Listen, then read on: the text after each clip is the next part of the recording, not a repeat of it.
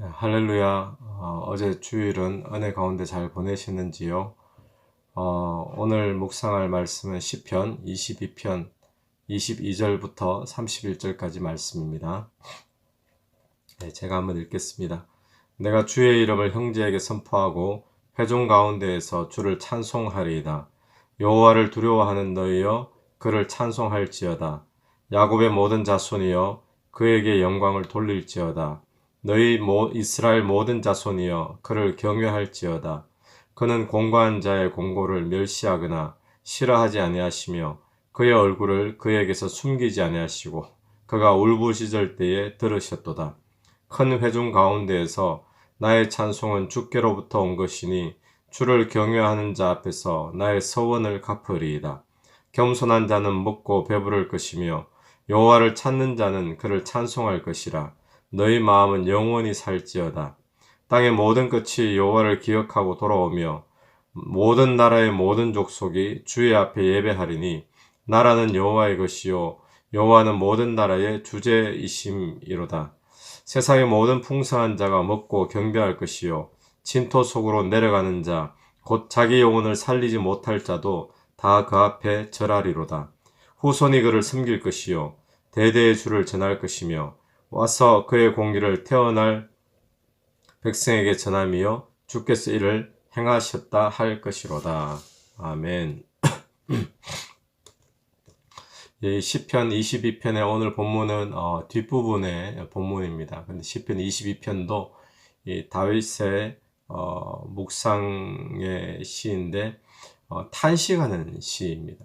그러니까 앞부분에서 절망에 대해 좌절에 대해서 하나님 앞에 탄식하는 그런 내용이 있었는데 22절부터 이 뒷부분에는 탄식이 이제 찬양으로 바뀌게 되어집니다. 앞부분에 그럼 어떤 탄식이 있었는가 보면 앞부분에 하나님이 어찌하여 나를 버리셨나이까? 하나님 어찌하여 내 소리를 주님 듣지 않으십니까? 이런 몇 가지 표현들이 이 앞부분에 있었습니다. 그런데 이런 표현들이 하나님 어찌하여 나를 버리셨나이까? 우리가 참 이 표현은 낯익은 표현이죠. 낯설지 않은 그런 표현이죠. 어디서 우리가 들었습니까? 예수님께서 십자가 고난 가운데 하나님 어찌하여 나를 버리시나이까? 그러니까 앞부분에 이 다윗이 당한 어떤 고통이나 절망적인 상황 속에서 고통을 느끼면서 표현한 표현인데 그 표현이 나중에 예수 그리스도의 고난하고 참 오버랩이 이렇게 되어진다라는 거죠. 그러니까 이 다윗의 고통을 통해서 하나님은 다윗의 그 고통을 느끼는 그 표현을 통해 무엇을 말씀하시는가 하면 예수 그리스도의 고난을 예언하시고 표현하신 것으로 그렇게 보여지죠. 그러니까 기원전 천전 전의 다윗인데 그 다윗이 당하는 어려움과 고통을 주님께서 다윗으로 하여금 이런 시적인 표현을 하게 하셨고 그것이 나중에 지나 보니까 예수 그리스도 메시아가 오셔서 당할 그런 고통을 그대로 표현한 그런 예언이 되어진 것입니다. 그런 앞부분에 절망이 있었고 탄식이 있었는데 오늘 지금 이 본문에서는 더 이상 절망이 표현되지 않습니다. 또 탄식이 표현되지 않고 찬양하는 것으로 바뀌었다는 겁니다. 여러분 성도가 찬양할 수 있는 이유는 탄식 가운데도 찬양할 수 있는 이유는 무엇일까요? 그것은 이런 고난이나 어떤 핍박이나 어려움이 내 영혼을 무너뜨릴 수 없다라는 확신이 있기 때문에 성도는 고난 가운데도 찬양할 수 있는 거죠.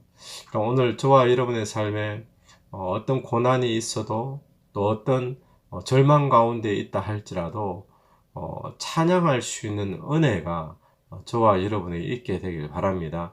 사방에 우겨쌈을 당하여도 우리가 거꾸로 뜨림을 당하지 아니하고 왜냐하면 이 보배를 질그릇 같은 우리 인생 속에 이 보배가 있기 때문에 우겨쌈을 당하여도 거꾸로 뜨림을 당하지 않는다라는 유명한 말씀이 있듯이 어떤 고난이나 핍박이나 절망적인 상황도 하나님의 자녀들을 무너뜨릴 수 없다라는 이 확신을 가지고 고난 가운데도 찬양할 수 있는 그런 은혜가 있기를 간절히 축원합니다. 근데 앞에서 탄식의 부르짖음으로 계속되던 시가 찬양으로 바뀌게 된 거죠. 22절을 한번 보십시오. 내가 주의 이름을 형제에게 선포하고 회중 가운데에 주를 찬송하리이다. 회중 가운데서 주를 찬송한다라고 찬송으로 바뀌었어요. 이 찬송은 어떤 찬송일까요? 이 찬송은 절망 가운데서 하나님께서 건져 주셨다. 그래서 내가 하나님을 찬양합니다. 이런 찬양이 아닙니다. 아직까지 절망 속에 있습니다. 또 아직까지 하나님이 자기에게 얼굴을 돌리신 것 같고 자기 신음소리를 듣지 않으시고 하나님께서 왜 나를 하나님 버리셨나이까라고 고백하는 그런 상황 속에 아직 있음에도 불구하고 찬송을 하는 거거든요. 그래서 이 찬송은 나를 절망과 고통 가운데서 건져 주셨기 때문에 찬송하는 것이 아니라 건져 주실 것을 믿는 믿음으로 찬송하고 있는 그런 찬송인 거죠. 믿음의 고백인 거죠. 그러면서 그는 자기만 찬양할 뿐만 아니라 주변에 있는 형제 자매에게도 함께 찬양하고 영광 돌리고 하나님을 경외할 것을 제안합니다. 23절 보시면 여호와를 두려워하는 너희여 그를 찬송할지어다. 야곱의 모든 자손이여 그에게 영광을 돌릴지어다. 너희 이스라엘 모든 자손이여 그를 경외할지어다. 그를 찬송할지어다. 그에게 영광을 돌릴지어다. 그를 경외할지어다. 자기 혼자만 찬양을 하는 것이 아니라 주변 사람에게도 같은 동족과 백성들에게도 하나님을 찬송하고 영광 돌리고 경외하자 할지어다. 그렇게 지금 선포를 하고 있는 거죠. 그 이유에 대해서 그 다음 구절에 설명을 합니다. 24절 보면 그는 공고한 자의 공고를 멸시하거나 싫어하지 아니하시며 그의 얼굴을 그에게 숨기지 아니하시고 그가 울부짖을 때에 들으셨도다. 이 24절의 이야기는요, 오늘 본문에는 나오지 않는데 앞에 있는 본문 속에 나오는 내용과 같이 이렇게 연결되는 내용이에요. 왜냐하면 앞에 구절에서 하나님께서 공고한 자의 공고를 멸시하는 것처럼 느꼈거든요. 또 이 말씀에 빗대면 그의 얼굴을 숨기신 것 같이 그렇게 느껴졌었거든요. 그리고 울부짖을 때 하나님께서 듣지 않으신 것처럼 느껴졌었어요. 앞부분의 고백에서는.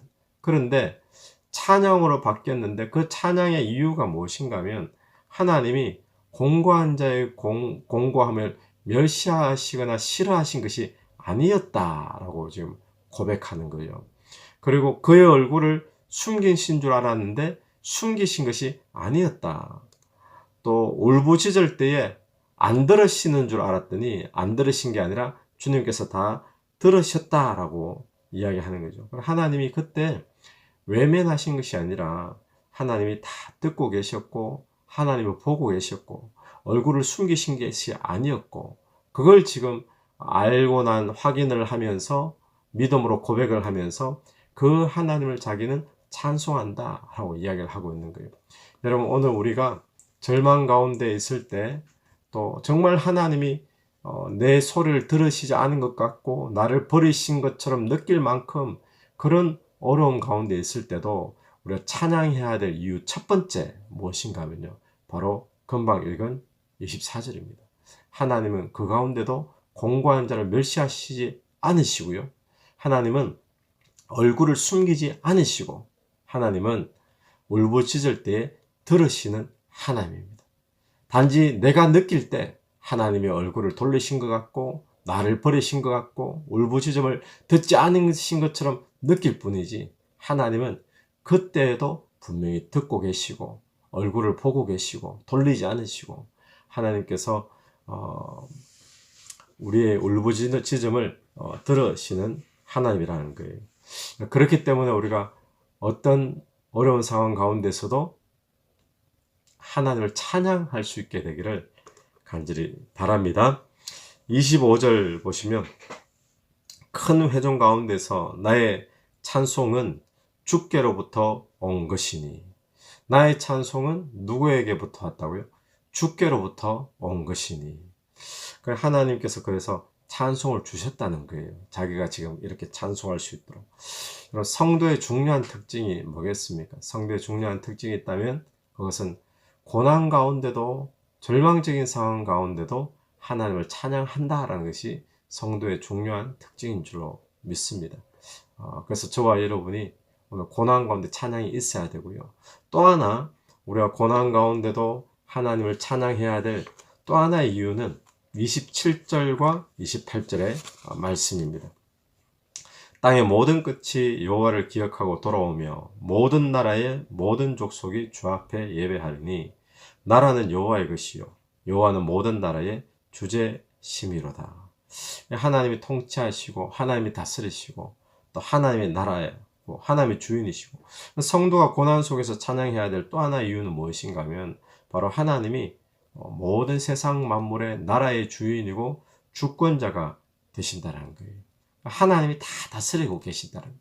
그러니까 우리가 고난 속에 있지만 결국 하나님이 다 다스리기 때문에 그것 믿고 하나님 앞에 찬양을 선포하며 나아간다는 거예요. 그러니까 오늘 이 다윗은 앞부분에서 절망 가운데 있고 여전히 하나님이 자기를 들으시지 않고 보지 않으시고 왜 나를 버리셨습니까 하는 그런 상황이 있는데, 그 상황이 변화되었기 때문에 찬양하는 것이 아니라 여전히 그런 상황 속에 있지만 하나님은 자기를 듣고 계신다, 이 확신을 하면서 하나님을 찬양하고요. 또 두 번째는 하나님은 세상 모든 만물의 주권자가 되시고 다스리시는 분이 되신다, 그걸 인정하면서 하나님을 찬양하고 있다는 거죠. 성도의 중요한 특징이 무엇이라고요?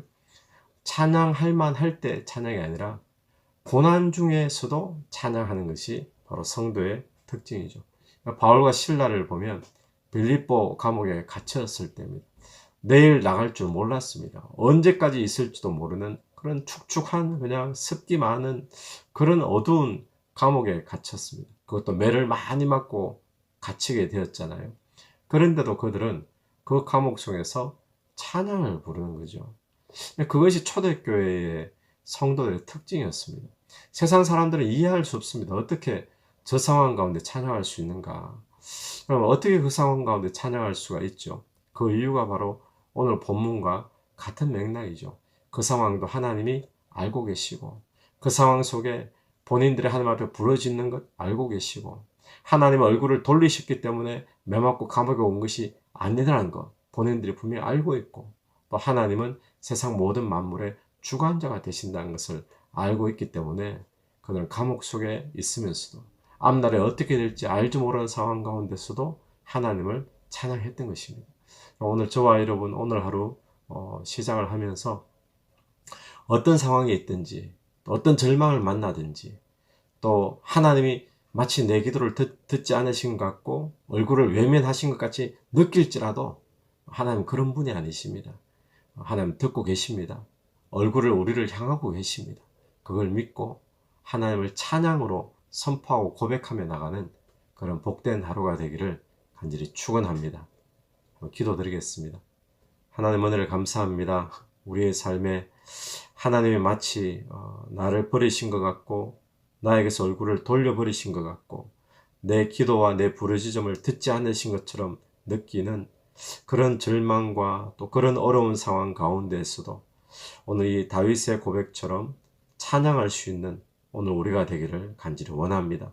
하나님은 결코 우리에게 얼굴을 돌리지 않으시고, 또 하나님은 우리의 부르짖음을 지금도 듣고 계시고, 하나님은 지금도 우리를 사랑하고 계신 줄로 믿고 우리가 하나님을 찬양하는 저희들 되게 도와주옵소서. 오늘 하루 찬송으로 주께 영광 돌리기를 원하며 예수님 이름으로 기도드립니다. 아멘. 오늘 하루도 예수 이름으로 승리하시는 복된 하루가 되기를 간절히 축원합니다.